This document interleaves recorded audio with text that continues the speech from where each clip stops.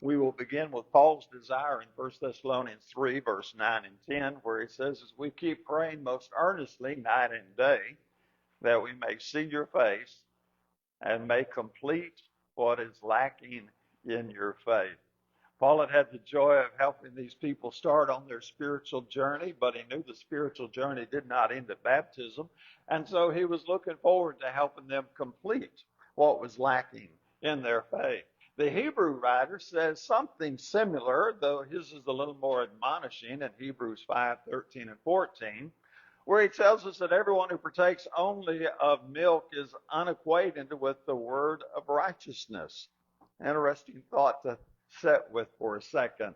Those who only take milk are unacquainted with the word of righteousness. Now, I understand many will go, oh, no, preacher, I know the word. No, you don't. How do I know that they don't? Because the Bible said they don't. Everyone who partakes only of milk, and we'll give the newborn babe the exception there, but the ones who keep hanging around the milk bottle, they don't know the word of righteousness. For he's an infant. But solid food is for those, for the mature, who because of practice have their senses trained. You know what I say? It's all training to distinguish between good and evil. So the Hebrew writer also was looking forward to helping people complete their journey. He was dealing with a different situation because those in Hebrews had kind of stalled out. They'd kind of had the mentality of, oh, I was baptized. What else do you want from me, preacher? And they hit their sticking point. And he was like telling, no, there's more to it than just getting baptized. That's just the enlistment. That's the enrollment. That's getting started. And there's a whole lot more to do after that. So Satan sits back and he enjoys those people who are in the Hebrews 5:13 and 14 because he isn't afraid of a church full of babies any more than you'd be afraid of a bunch of infants. Unless I brought them to your house and you had to take care of them. That may be a different story. But infants just aren't a threat. And spiritually, the same thing is true. Spiritual infants are not a threat for what Satan is trying to push forward in his agenda. So what we do is we get started, and then we look to the next higher hill. And we're always looking to the next higher hill. And that's a little bit tough to do in some ways because the obvious things in the beginning are so easy to see. Let me give you a really oversimplified list. You know, you put Christ on in baptism. If you were a person that used profanity, you go, okay, I got to quit cussing now. If you were a person who would kind of bend the truth a little bit here and there, tell you various lies when they were convenient, you go, okay, I got to quit lying now. If you're a person who did other things that were a little dishonest or not in line with Christianity, the beginning things are really obvious. But there's that fine tuning, that polishing that keeps going on. So Paul, we estimate that he's probably 62 or 3 years old at this time. He's been in the spiritual life all his life. And he says, not that I have already grasped it all or have already become perfect. You might just want to read complete there. I know perfect gives us English people a little bit of trouble sometimes. He said, but I press on, if I may take hold of that which I was even taken hold of by Christ. So Christ took hold of him, if you would, to take him on a spiritual journey. And now he's realizing why Christ accepted him. And so he's also going to take hold of that spiritual journey and cooperate or enter into cooperation with Christ. So he goes on in verse 13, brothers and sisters, I do not regard myself as having taken hold of it yet, but the one thing I do, forgetting what lies behind, which resting on our laurels is really a temptation. Well, you don't know everything I've done for this church. Don't matter. What did Paul say? Forgetting what lies behind, reaching forward to what lies ahead, I press on toward the goal for the prize, the upward call of God in Christ Jesus. You aren't in heaven till you get in heaven. Let me put it that way. That may be a good summation. So our spirituality is like peeling an onion. Hopefully not with as many tears, but there will be tears.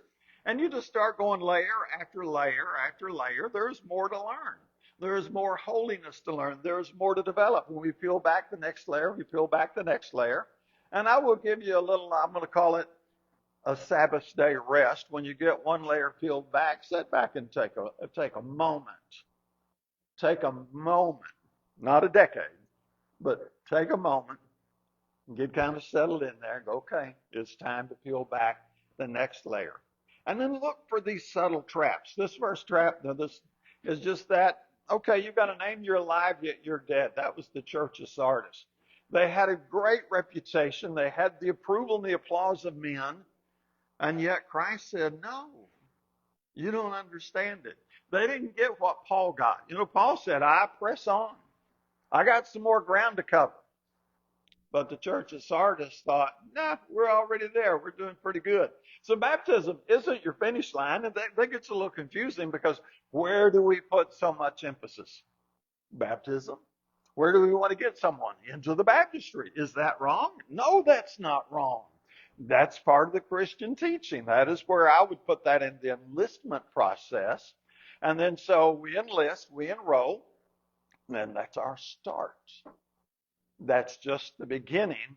But we are so intense on getting someone to enroll that so often after we get them baptized, we think, okay, got them baptized. We can rest now. No, it's not the way it works. We can rest after we stand before the judgment seat of Christ. That's what 2 Corinthians 5:10 is. We'll all stand before the judgment seat of Christ, give an account of the deeds done in the body. And after he says, well done, thou good and faithful servant, then we can enter into our master's rest. But unless you have stood in front of the judgment seat of Christ and he has said to you, well done, thou good and faithful servant, then it's not time to enter into your rest. It's time to do the training that Paul was still doing when he said, I press on, or to complete that which is lacking, which Paul said to the Thessalonians, or the Hebrew writer saying to these folks, y'all need some training. Now, that's a paraphrase on my part, but so until we get to the judgment seat of Christ, we keep doing what Hebrews 11:6 says, and my emphasis there is actually the last part of that verse, where he says we diligently seek God. There is always more of God to seek. If God is infinite, now we're finite. Now we got some more stuff we can learn. We got some higher heights that we can reach. We can still keep traveling on the upward way. So it's a tough truth because we have this thing like, I want my diploma on the wall. I want my little gold sticker or something that says I'm done. And it's a long process. And just being kind and moral, that doesn't prove your spirituality. A person can be very generous, but that doesn't prove that they're right with God. Now think about all the people you know in your circle of life. Do you know people who are anything but godly? Now that may be the wrong way to say it. They're your co-workers, and you can trust them to show up on time, and you can trust them to get the job done, and they're going to tell you the truth. But they hadn't been in a church building in 14 years. You get the idea? There are even atheists who have good moral ideas. They don't believe in a creator, but they think you ought to be kind and considerate and tell the truth and, you know, all that kind of stuff. So you have those things, and yes, this is part of what we practice, but it is not the completion of what we practice. So this is where Sardis messed up, because these things, they do please people. How many of you like that coworker who's honest and trustworthy? He's going to do his job. You know he or she's not going to stab you in the back, and you can rely on him. You go, I like those people. You give them a pat on the back, give them a high five, and you go right ahead. That's appropriate. But that doesn't make them right with God. So you can attend church and be spiritually bankrupt. And that's exactly what happened to the church at Sardis. They were gathering together as a church, and they were spiritually bankrupt. If you go on down a little bit further in the chapter to the church at Laodicea, I believe that starts at verse 13, maybe 14, they had the exact same problem. They were gathering together as a church, but they were spiritually bankrupt. So the safest road to hell is the gradual one. And isn't it the truth? Most folks, now there are always exceptions to this one, but most folks that would run in the circles we run in are not going to go from good, admirable, we respect this person, and then the next day be totally rotten and mean and filthy. Usually the road to hell or destruction is that real slow, gradual drift off course that is so subtle that they don't even know they've drifted off, and they'll tell you they haven't. And so you realize there's no point that you and I get to where we can go, okay, I can coast the rest of the way. I've read the Bible all the way through. I can coast the rest of the way. No, you can't. Paul said, I press on. Well, I'm X number of years old. I can coast the rest of the way. No, you can't. Now, if you've lost your mind, you're senile, and you're laying in a nursing home, okay, we may have a different situation there. But if you're still up and about doing your own business and dealing with people, no, there's no coasting the rest of the way. There's still more of God to see. So we set our mind on this goal. And you can sum up Christianity in different ways, and my primary way would be the whole purpose of Christianity is to seek God. Now that's from Acts 17:26, right in that passage there. But also we can do it this way. Therefore, having these promises, beloved, let us cleanse ourselves from all defilement of the flesh and spirit. Need to break those down sometime. Perfecting holiness in the fear of God. And then Peter would say it this way, but like the Holy One who called you, be holy yourselves also in all your behavior, because it is written, you shall be holy, for I am holy. So we're going to seek God through imitating his holiness. 1 Corinthians 11:1 tells us to imitate Christ. Paul said, imitate me as I imitate Christ. So we're going to do the imitation thing. We're going to learn how to be holy as God is holy. We're going to keep perfecting that holiness. And there's always room to refine and sharpen things as we go through the different stages, or some people like to say different seasons of life. And we do go through the different seasons of life. I think it's really kind of fascinating because I can think back when I was a teenager, was 16, knew everything. It was a wonderful time of life. It's a great place to be to know everything. And then I got older and older, and I kept looking at those young kids, wondering how dumb they could be. Well, they wondered how an old goober like me could know anything, right? Because they knew everything. And as you go through those seasons of life, there's different challenges. There's different things you face, and they go from relationship to spiritual to physical, because this old body is going to grow old and die. And you have to learn to become comfortable with that, because in 6,000 years, hadn't anybody figured out a way to avoid it.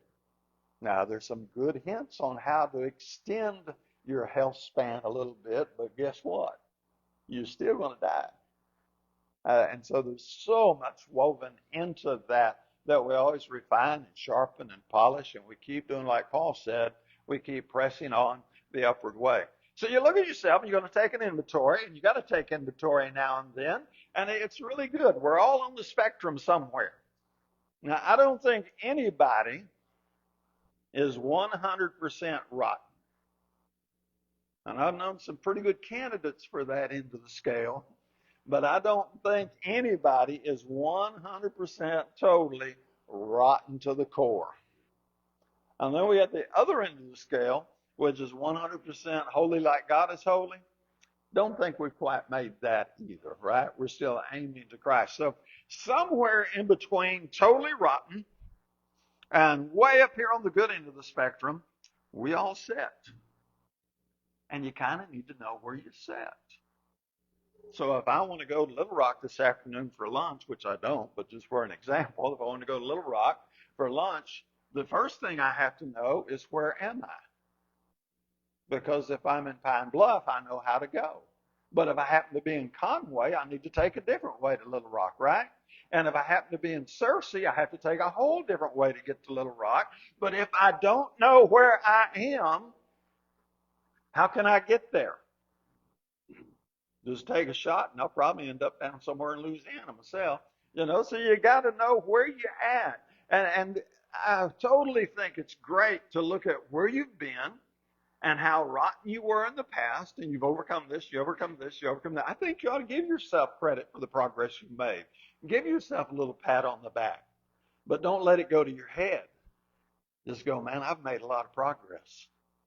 Let me see how much more I can make. What can I add to it? So I'm going to use three analogies really quickly. Let me belabor this one just a bit. Either you're in preschool, you're a little kid still in diapers, or you're in preschool, you're in kindergarten, you're first grade. That's great. Nothing wrong with a first grader when he or she belongs in the first grade. But as things progress, we're up the scale. We enter junior high, and that's great. Nothing wrong with being in the eighth grade. And then you get to senior high. Nothing wrong with being a junior. That's the way things go, right? But we move up. We move up. We keep moving up. And if you're really, really, really into the educational thing, then you go to college. You can do your little 2-year community college. You can do your 4-year. You can go all the way and get your doctorate. I know of people, actually met these people that had multiple doctorates. I'm like, I think that's a little overkill myself, but you can keep going and you can keep pressing on. And so this is what we do. We're in the school of spirituality. And graduation is when we finally stand before Christ and he says, well done.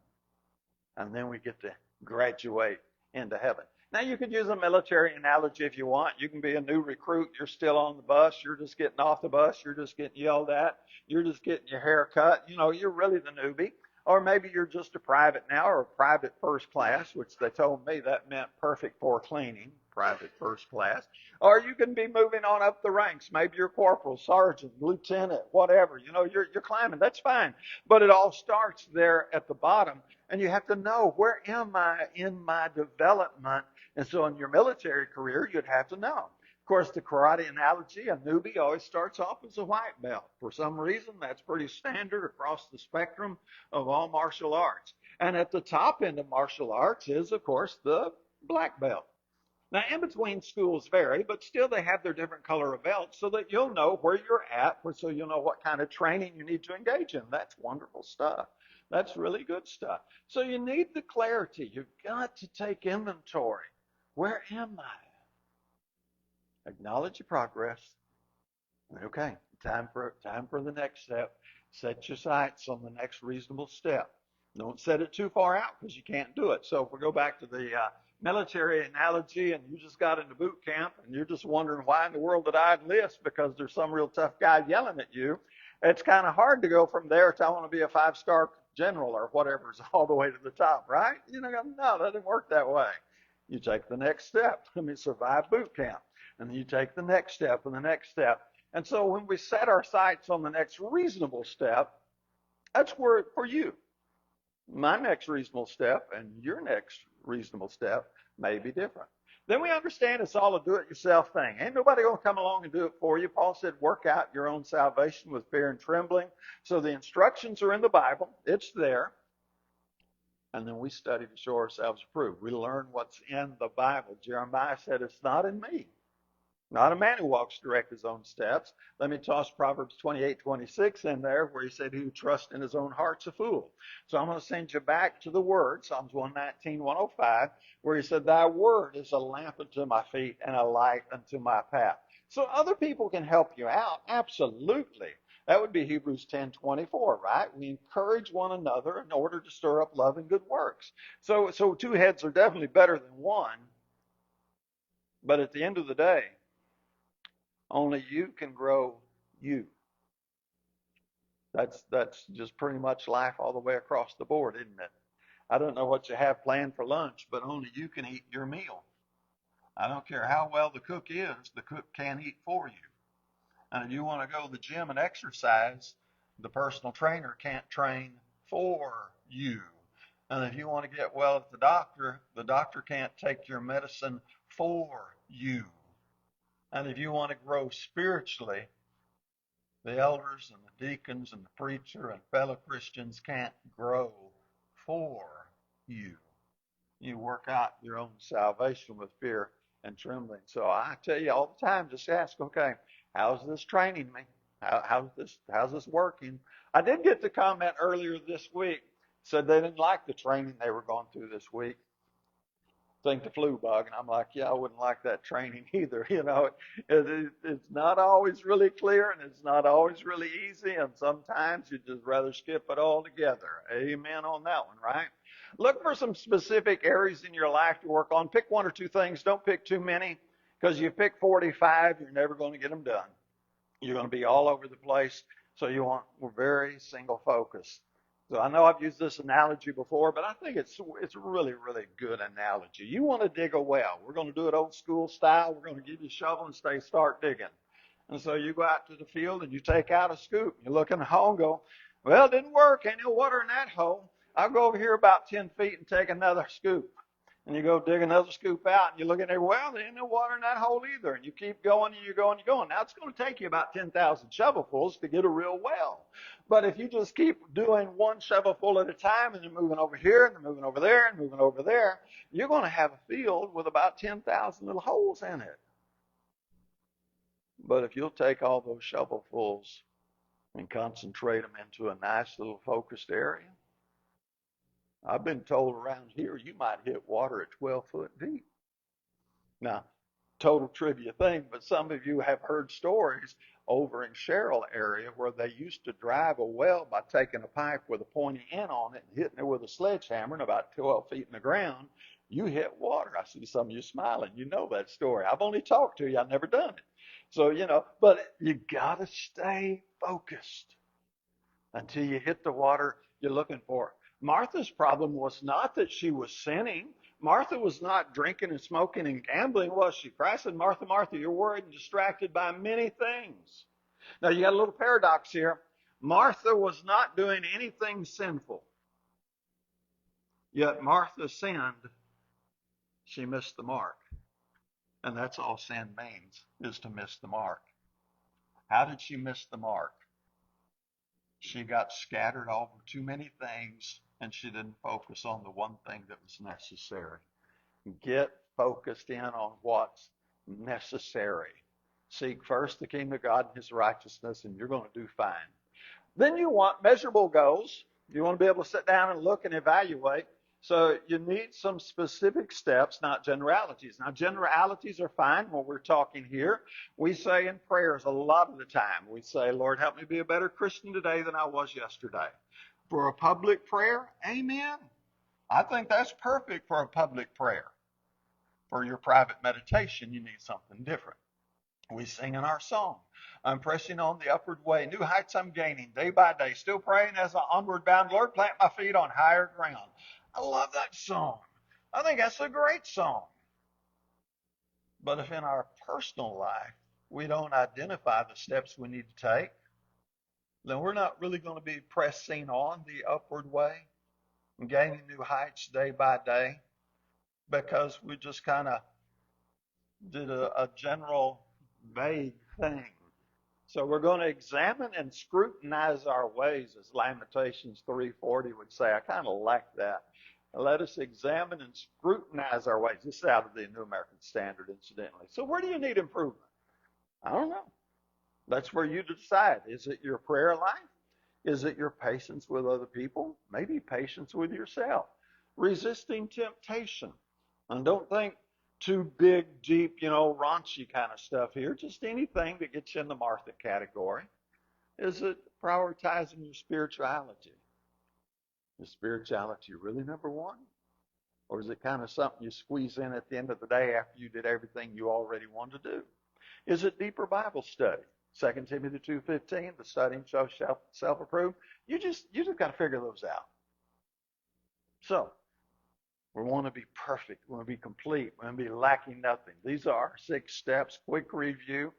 Beware of the subtle trap of being better than other people, but failing to press on the upward way. That's Sardis and Laodicea. Keep your goal right in focus. The goal is to seek God. That's Hebrews 11:6. Take inventory.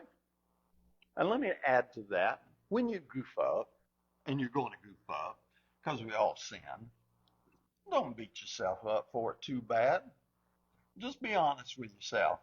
That wasn't very smart of me, was it? I ain't going to do that again. And then if you feel like you crossed the line with God, then do your 1 John 1:9. If we confess our trespasses, he's just and faithful to forgive us. Learn your lesson and move on. The problem is a lot of us spiritually do like we do in a diet. How many of you done this? I mean, I've done it so many times I lost count. I'm going to start a diet this week. I'm starting tomorrow. And I get through Monday morning really well, Monday evening, Monday night maybe. Tuesday, all of a sudden I mess up. And I go, well, I blew it. I'm done. I'll start again next week, maybe. See, it'll never work that way, will it? You get it when we talk about there. So take inventory. You messed up. Go, okay, I blew it. Keep going on. Remember, you got to own it. It's yours. Do it yourself. Identify your specific areas. That's just between you and God. You can talk to somebody if you want, but that's your business. Measure your progress. Am I really making progress? And how so? How would you defend the argument that you are making progress? So, may we never ever settle for wherever it is we're at in our journey. May we never ever drift off of that upward way. And may we always keep pressing on the upward way, because the joys just get better and better day by day. If you're in the straight and narrow course, I want you to stay the course. That's exactly what we do. If you haven't begun the journey, then as we're getting ready to sing softly and tenderly, Jesus is calling, our baptistry is ready. We'll help you any way we can. While together we stand and sing.